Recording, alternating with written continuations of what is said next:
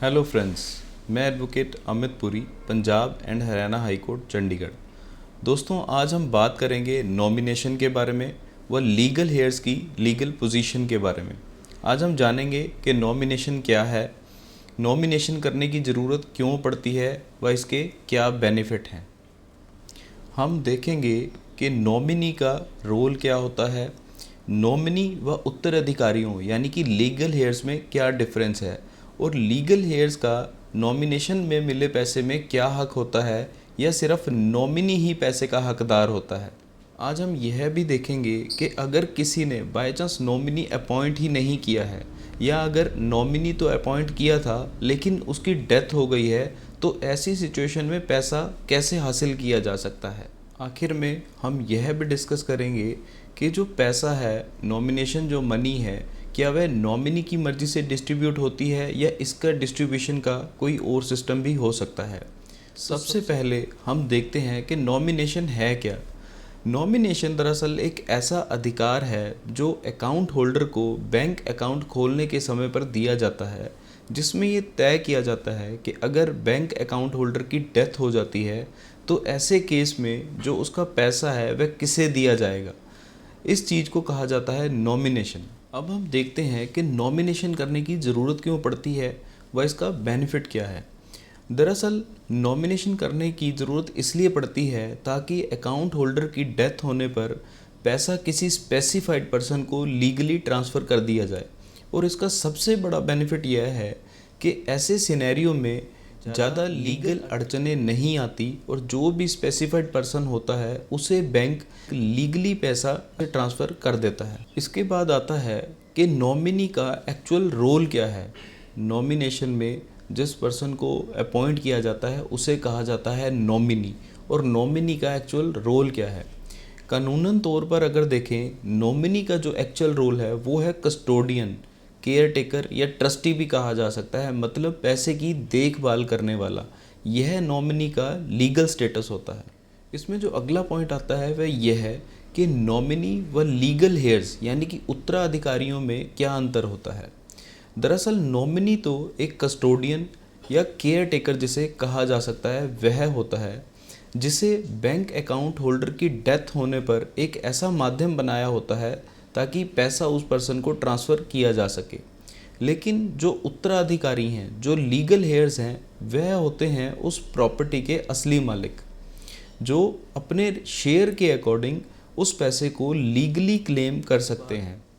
इसके बाद नेक्स्ट जो पॉइंट आ जाता है वह यह है कि लीगल हेयर्स का नॉमिनेशन मनी पर क्या अधिकार होता है या नॉमिनी ही पैसे का सिर्फ हकदार होता है। आमतौर पर लोगों में यह गलतफहमी देखने को मिलती है कि शायद नॉमिनी ही पैसे का असल हकदार है, परंतु ऐसा नहीं होता, क्योंकि नॉमिनी का रोल सिर्फ कस्टोडियन, केयर टेकर या एजेंट का ही होता है। पैसे के असल हकदार तो जो लीगल हेयर्स हैं वही होते हैं। नॉमिनी की यह ड्यूटी होती है कि वह उस पैसे को, नॉमिनेशन मनी को, उसके जो लीगल हेयर्स हैं उनमें लीगली इक्वली डिस्ट्रीब्यूट कर दे। नॉमिनी खुद उस पैसे को क्लेम नहीं कर सकता, और अगर जो नॉमिनी है वह एक लीगल हेयर ही है तो वह बाकी लीगल हेयर्स के साथ इक्वली पैसे को आपस में डिस्ट्रीब्यूट कर सकते हैं। अब बात आ जाती है कि नॉमिनी अपॉइंट कैसे किया जा सकता है। नॉमिनी अपॉइंट करने के लिए कोई ख़ास कंडीशंस तो नहीं है। आमतौर पर मेल या फीमेल किसी को भी नॉमिनी अपॉइंट किया जा सकता है, चाहे कोई रिश्तेदार हो, चाहे कोई फ्रेंड हो, चाहे कोई लीगल हेयर हो। इनमें से किसी को भी नॉमिनी अपॉइंट किया जा सकता है। तो कई बार पूछा जाता है कि क्या किसी माइनर को भी नॉमिनी अपॉइंट किया जा सकता है।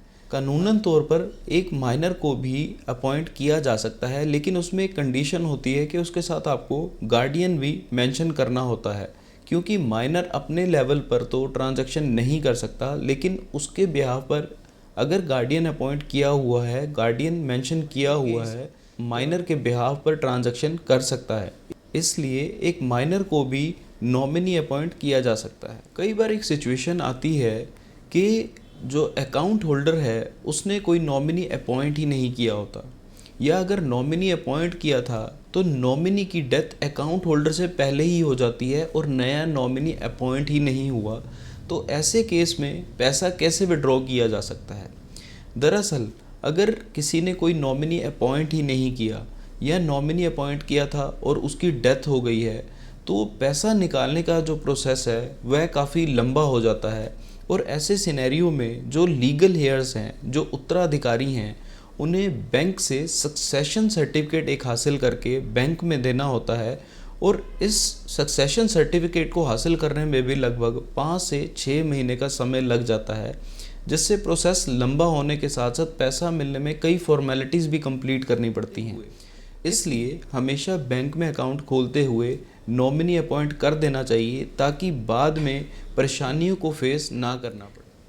आखिर में क्या जो अकाउंट होल्डर का पैसा है, जो नॉमिनेशन मनी है, वह नॉमिनी की मर्ज़ी से डिस्ट्रीब्यूट की जाती है या उससे डिस्ट्रीब्यूट करने का कोई और फार्मूला भी हो सकता है?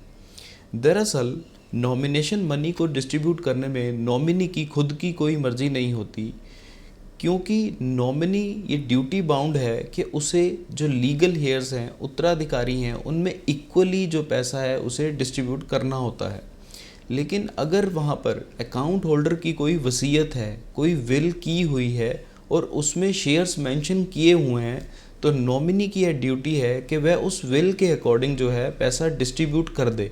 लेकिन अगर ऐसा नहीं है, कोई वसीयत या विल नहीं है, तो नॉमिनी को पैसा इक्वली सब में डिस्ट्रीब्यूट करना होता है। इसमें नॉमिनी की खुद की कोई मर्ज़ी नहीं होती।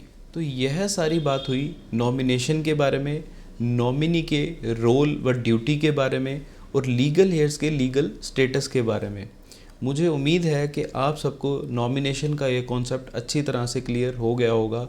आप सबको यह वीडियो पसंद आई हो तो लाइक व शेयर करना व चैनल को सब्सक्राइब करना ना भूलें। Thank you.